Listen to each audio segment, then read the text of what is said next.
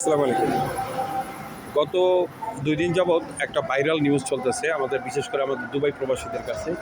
সেটা হলো ১-২টা ফাজিল গেছে বাংলাদেশে। ১-২টা ফাজিল বলতে ১-২টা ফ্লাইট গেছে। এগুলোর মধ্যে কিছু কুলাঙ্গার আছে যেগুলি অকারণে মিথ্যা প্রচার করছে। সেটা হলো যে দুবাইয়ের পরিস্থিতি নাকি খারাপ।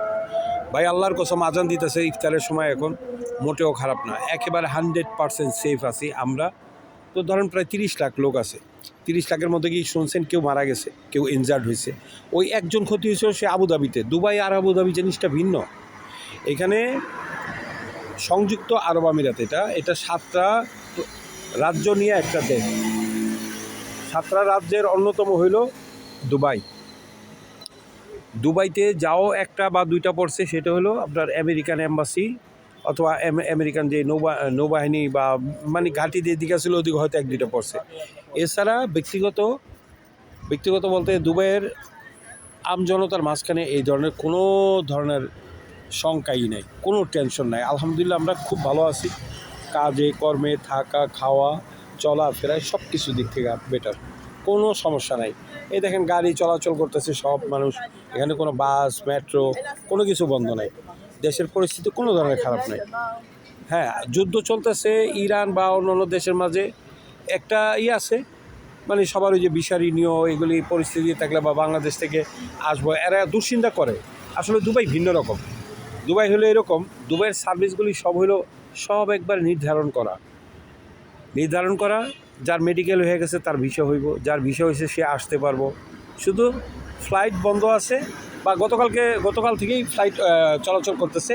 আমরা এখান থেকে, যেখানে আমি এখন দাঁড়ানো আছি, এইখানেই ফ্লাইট যখন আকাশে উঠে তখন আমরা দেখতে পারি ওই যে মসজিদ যেখানে আছে ঠিক ওই দিক দিয়েই হলো এয়ারপোর্টটা। ওই এয়ারপোর্ট থেকে যখন মানে করে টেক অফ করে, তখন আমরা এখান থেকে দেখতে পারি। কালকে রাতেও আমরা দেখছি রাতে 9টা-10টার দিকে বেশ কয়েকটা ফ্লাইট উঠছে।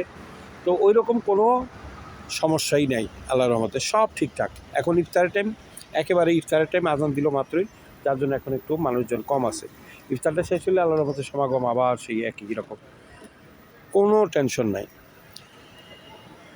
এই আমাদের বাংলাদেশে এই যে একটা যে চাপাবাজ, যে হারামিটা যে মিথ্যা প্রচার করছে যে দুবাইতে খুব মানুষ খুব টেনশনে আছে মানে দেশে আসার জন্য, ভাই মোটেও না। যারা দেশে যাব তারা এমনি যাব, কারণ ঈদ সামনে, তারা বাড়ি যাব, ঠিক আছে, বউ বাচ্চার সাথে ঈদ করব, মা বাবার সাথে ঈদ করব, ওইটা ভিন্ন কথা। কিন্তু অস্থির হইয়া পেরেশানি হয়ে এই দেশ থেকে যেতেছে একজনও পাইবেন না ভাই, একজনও নাই। সবাই আলহামদুলিল্লাহ ভালো আছে, সবাই সবার কাজ করতেছে, কোনো সমস্যা নাই, একেবারেই সমস্যা নাই। তো এই ফাজিলগুলি একটা বলছে যে ওর নাকি এই জায়গায় গ্রোসারি আছে, এগুলি বিশ্বাস করবেন না। আমরা তো বাংলাদেশের মানুষ, যদিও বাংলাদেশে ওর দোকানপাট থাকতো তাহলে মনে হয় মানুষ এতদিন ওর দোকানপাট উড়াই দিত বলতে ওর দোকানপাট মনে করেন বন্ধ করে দিত।